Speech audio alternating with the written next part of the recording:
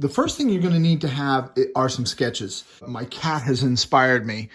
Thinking about a cat's head, I'm thinking of a fox's body, especially sort of the coat and maybe the tail as well.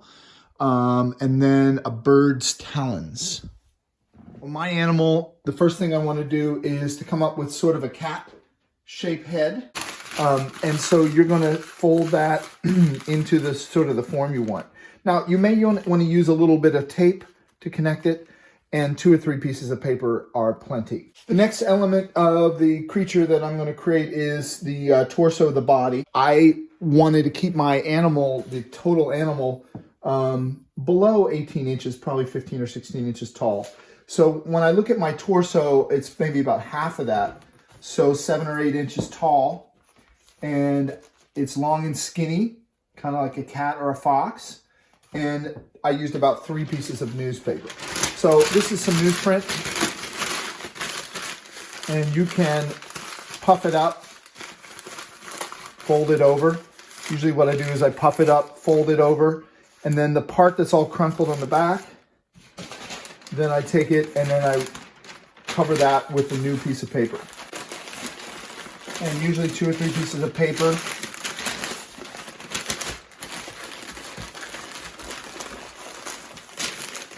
Is sufficient to do the body. Okay, so that's about the size. And then you can tape it off with masking tape. You take a wire cutters and cut a small piece. These needle nose are nice because you can bend it, you can control the wire, and also you can cut it.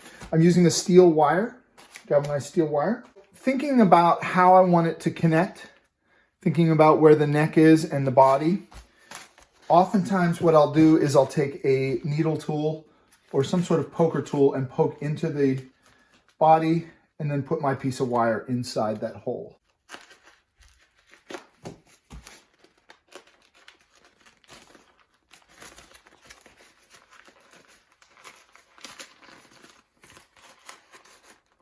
Okay, so there's the body connected to the head.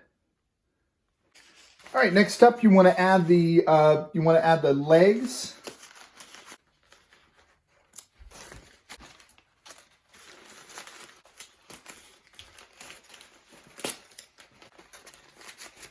Okay, I've added 2 legs, and then I added some claws. I'm going to show you how to make those. And then I'm going to go ahead and put a tail. The tail is going to allow me to stand it like a tripod. To make a claw, leave a little bit of space, maybe about 2 inches of the wire that's going to stick into the creature. And then I fold triangles. So there's claw number 1.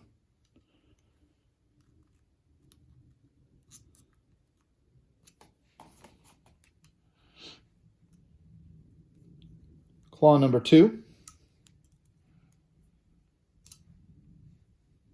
Needle nose pliers are very helpful for this. I like to pinch them very tight if I'm doing nails, or they can be rounder if they're more like a paw. A dog or a wolf or something.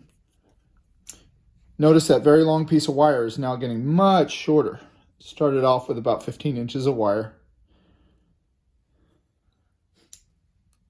Don't realize you need that much wire, but then you start to fold it and realize, oh, it needs to be bigger. All right, and then on my design for my bird talon, I have 4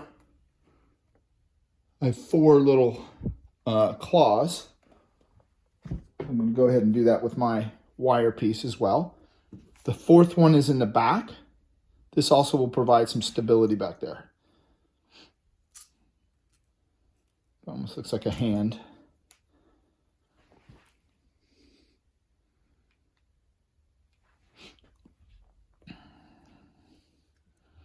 Okay, now different from a hand right there, obviously much thinner and pointy.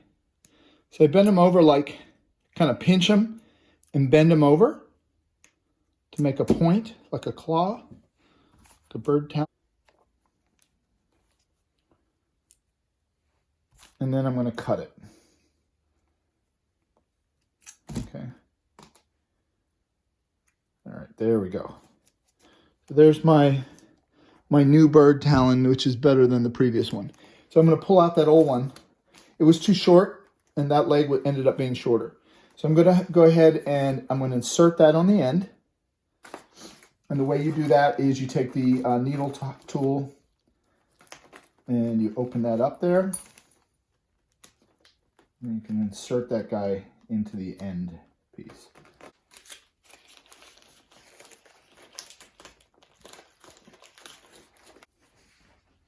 Okay, so I've got my two legs. They're standing. Got the bird talons on the end, and then I'm going to start working on the tail.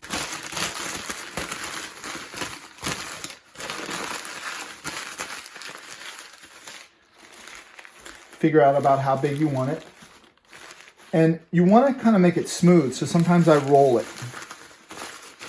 Sometimes I roll it around the wire. If you have it laying down on its body, it's a little easier. I can do it like that and add some tape. On the end, I want it tighter. Okay, and then up on the middle, where the body is, maybe put a little piece there. And probably here in the middle as well. Probably going to make it kind of a foxy tail, kind of bushy. Now the paper mache, what we're doing is we're using art paste. Okay, and art paste is a very useful material. You can also make your own paper mache using flour and water. If you boil some water and then just solely sift in some flour and stir it really well, you can make your own homemade paper mache. With that style of paper mache, you do need to kind of keep it refrigerated after it's been sitting around for a little bit because it can spoil if you're not careful. The art paste, you do not have to refrigerate. It's an Elmer's product, non-toxic, pretty easy to make. One of these little containers makes about almost 4 liters. So I just made a little batch here. You cut your strips of newspaper, and when you apply the paste, I like dip it in and then kind of squeegee it off, and then apply it to the surface. For me, it usually takes 3 or 4 times of doing this until you get your finished creature.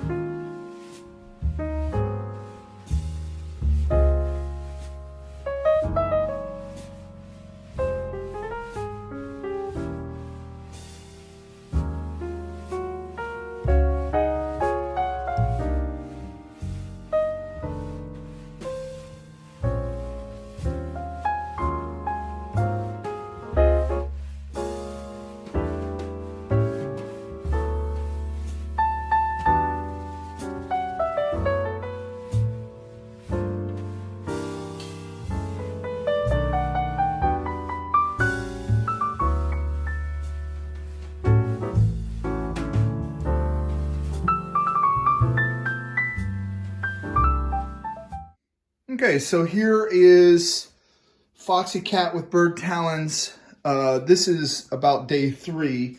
Again, the first day I just made the basic shapes with the newspaper. The second day started to add the legs and the arms.